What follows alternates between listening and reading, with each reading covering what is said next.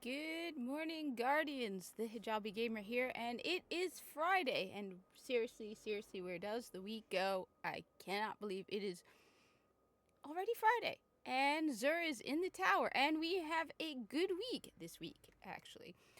Really good week for Zur. So he's in the tower. Just the usual reminder this is Original Destiny. At one point before the final shape came out, now I haven't finished the campaign, but I'm pretty far in and I'm soloing it on Legendary. It's pretty good so far, the campaign.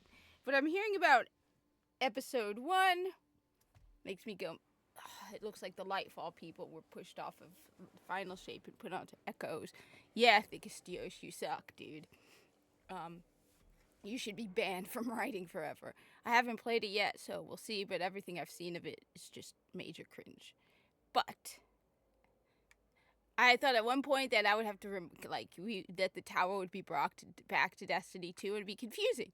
No, this is Destiny 1, just in case. This is Destiny 1, usual reminder. Zur is only here for 48 hours, so he arrives for me 5 a.m. New York time on Friday, and he is gone by Sunday, 5 a.m. New York time. So you have less than 48 hours between seeing this video and locating Zur. Now, he's got some good stuff this week. I highly recommend. We are heading to the first place I ever found Zur. So this is the first time, this location, and I thought it was every week he was in that area, and then I found out the hard way. No. So this area here, you're passing through the worst airport security in history. Though technically it's not really airport security, it's more, spaceport security. But, I mean, how many guns am I holding and there's no alarm going off? 30. I'm holding 30. I'm literally carrying 30. There's one right on my back that you can blatantly see. Yeah. That doesn't work. I mean, there are guns right there. Anyway, this is the first place I ever found him when I first started looking for Zur. Before I ever made videos for Zur. He's right over here. The view is gorgeous. I like the night view. It is gorgeous. The city must be massive. Anyway, I said he's got some good stuff this week. Stuff you need. Oh, I didn't even realize he has that one too. So first off, he has Zhalo Supercell and Shock Hazard. If you do not have Zhalo Supercell, you need Zhalo Supercell. Zhalo Supercell is one of those guns that I will say is definitely an exotic. Like, it feels exotic. It is exotic. It's got total exotic awesomeness.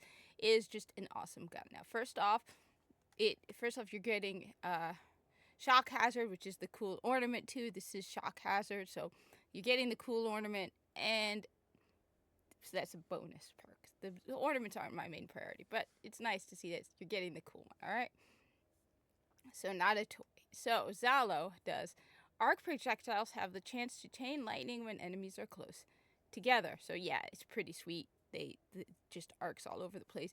It's great when you're going up against Cabal, because Cabal with their shields, yeah, they bunch together sometimes. And so this arc chain has chain lightning all over the place. So that's great. Or like if you have a bajillion taken scions and they're all bouncing all over the place. It's good to go. Then you got double kills with this weapon, charge a small amount of super energy, and return ammo to the magazines. Not only do you get chain lightning, you get super energy and ammo returning to the magazine. So just all around awesome perks, alright? I mean, there are exotics out there with less perks than this. But that is not all you get with Zhalo Supercell. So remember, this is Destiny 1. Zhalo Supercell is a primary weapon. The vast majority of primary weapons do kinetic damage. Every now and then you'll get an exception. The majority of the exceptions are raid weapons, adept raid weapons. However, Zhalo Supercell is not an adept raid weapon. You can pick it up right now from Zur, and it does arc damage. It's in the primary slot. It does arc damage.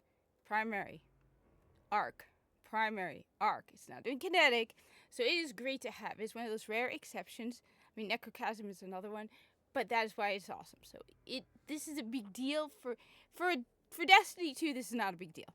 An auto rifle that does arc damage is not a big deal in Destiny 2. In Destiny 1, an auto rifle that does arc damage is a huge deal. It is very rare. It is an exception. And yes, so definitely one of those weapons to pick up. The perks alone make it worth it. I mean, if this were a secondary weapon, it would be worth it. the added bonus of it being a primary weapon that does arc damage just boosts it to, yeah, one of the top priority weapons you should be picking up. Next, we have Monte Carlo and Royal Flush. So Monte Carlo is a good weapon also to have. Royal Flush is this ornament here. Oh dear God, I forgot about this one. Another Orokin ornament, because if you play Warframe, you know the Orokin have this major thing for gold, like to a degree that makes you wonder what were they thinking? Like just insanity. So another Orokin ornament. There's another one, there's a rocket launcher, I believe it is, that also has like just total complete gold. It makes you go, yeah, Orokin, absolute Orokin weapon. Now, this is one of those exceptions. This is not one of those times where I'm saying Bungie copied Warframe. No. I'm just saying it reminds me of the Orokin so much. Anyway, what's so great about the Monte Carlo? Alright? Monte Carlo, I like the Monte Carlo because of stuff I do in the Challenge of the Elders, but dealing damage with this weapon reduces your melee cooldown and grants a chance to fully charge your melee ability with each kill. Now, I don't think this second half is in the Destiny 2 version of it. I could be wrong, but I think the only thing that the Monte Carlo does in Destiny 2 is dealing damage with this weapon reduces your melee cooldown. So just reducing. In Destiny 1, there's a chance that you will hear this like little chirp sound, and it will completely just recharge your in one go. So it has a chance to fully charge your melee ability with each kill. So I've seen it happen, which is why I like using it, because you have a chance to suddenly just have your melee cooldown, fully charged, which is great because I use my melee in the Challenge of the Elders. I've already talked about this, but if you don't know about it, it is the perk Knife Juggler. Knife Juggler gives you precision kills with throwing knife, immediately reset its cooldown. So basically, you do precision throwing knife kills, you can just keep going. Your throwing knife will keep resetting, which is great for Challenge of the Elders, because a precision kill, because your throwing knife is counted as a precision kill and a melee kill. So you get the points for both. The points for both add up to whatever you get for the bonus. So let's say this week the bonus is super kills give you bonus points. A throwing knife precision kill gives you the same amount of points. So if it is, say, a super kill bonus, which absolutely sucks if you're a hunter, just go for golden gun and go for precision melee kills. So it's nice to use the Monte Carlo because if you miss, you have a chance of fully charging your melee or just it making it faster. So that's the Monte Carlo. I recommend it, but it's secondary to the Zhalo. If you do not have the Zhalo Supercell, that is your first priority. Absolutely. Just Zhalo Supercell is your number one priority. Get that. Monte Carlo is a good one to have. And then I noticed that we have another really great one, and that is Hard Light. Now, Hard Light is just a fun gun. Alright, I like what they did with Hard Light in Destiny 2. I will not deny it. The fact that they made it so that basically you can choose the element. That's awesome. I love the fact that you can just switch between the three, which I think is just brilliant. So that's why I like Hard Light more. I actually like Destiny 2's Hard Light more because of that perk, because it's really nothing.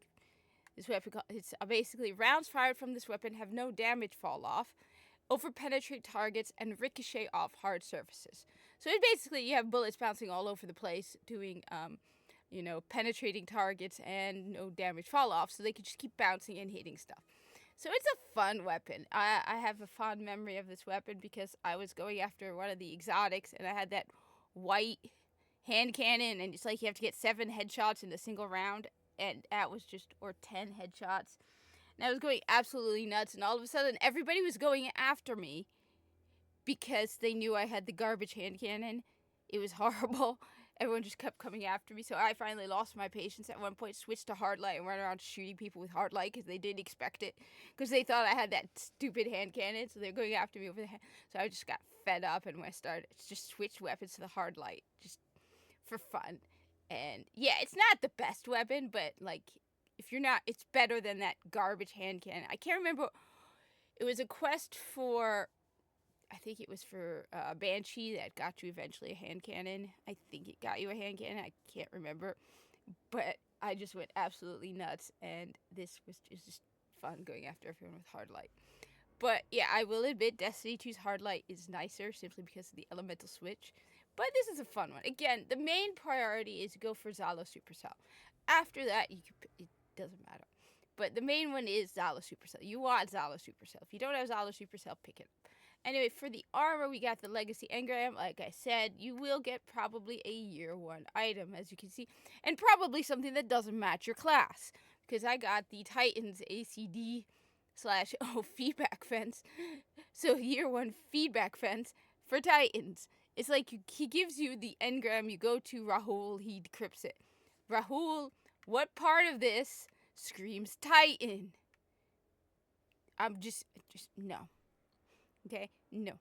No. Anyway. But yeah, I've picked them up every now and then. It's just, it feels like a waste of strange coins when I could get heavy ammo synths. Anyway, next we got the Crest of Alpha Loopy for the Titans. Now, let's see who got the best ones. This one, revive fallen teammates and be revived faster. Supers generate an extra orb. Alright, if you're a solo player, this absolutely sucks. Alright, let me know, Titans, if this actually really is a difference in the reviving speed. Revive fallen teammates and be, it's Destiny 1, so orbs are very, very different in Destiny 1. Destiny 2, there are orbs all over the place. Like, there are just orbs upon orbs upon orbs upon orbs. Destiny 1, orbs were rarer. You had to be with other people. It didn't work if you're by yourself. Revive fallen teammates and be revived faster. Supers generate. I don't know, I feel disappointed. I feel very disappointed by this one. Titans, I'm sorry, but this is disappointing. Anyway, let's go with the Hunters. Okay, this one, the ATS/8 Tarantella. Take reduced arc damage from minions of the darkness. Arc grenades and arc blade recharge faster. This actually seems pretty decent. It's probably great for arc burn, which seems to happen more than any other. I mean, just let me know in the comments. Do you feel like arc burn happens the most, or is it just me?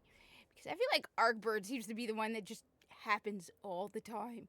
Or it could just be coincidence that arc just seems to be the burn of the week all the time. But arc burn, seems decent, seems like a good one. I don't really remember using it very often because I tend to be more in the I go through periods like where I pick a class and I just stick with it. So right now I'm on a big arc strider in Destiny 2 and golden gun, because the golden gun is great for a solo player, especially if you're doing something like Challenge of the Elders. Golden gun is great, especially if it's Celestial Nighthawk, because then, you're going up against a boss, right? You want to get the boss done with ASAP. Just want to get rid of the boss, all right? So golden gun with Celestial Nighthawk is great against bosses like Challenge of the Elders, where you want to get the boss done with ASAP because he's yelling at you the whole time that you're taking too much time. So there was a point where I did use Blade Dancer a lot. Like, I went through a period where I went through Blade Dancer, then I went through a period with Night Stalker, and now I'm in my several years worth of golden gun phase. Whereas in Destiny 2, I am a non-stop Arc Strider. I am soloing the campaign on Legendary with Arc Strider because nobody tells me what class I do. Alright, nobody tells me what class. Everyone keeps coming in. Every now and then someone comes into the live stream and is like, why aren't you running Prismatic? Because I don't want to. So I guess this mid-tier, let's see what the Warlocks have. Anyway, when Radiance is active, increased agility and decreased ability cooldowns. You know what? I'm going to give it to the Hunters. While this seems nice, that one has an extra bonus. So this one has decreases all ability cooldowns while Radiance is active. Greatly increased agility. So I'm going to go with Hunters at the top, Warlocks in the middle, Titans at the bottom. Okay, I mean, this seems decent, but there's that limitation of while Radiance is active, whereas the Hunters, it just, by default, less arc damage, and everything arc related just increase faster recharge rate. So we're going with Hunters at the top. All right, Warlocks, you get second place this time, even though Ikora Ray still is seriously a major snooze fest. I mean, she's a little better in final shape, a little bit more meh. But, yeah. Anyway.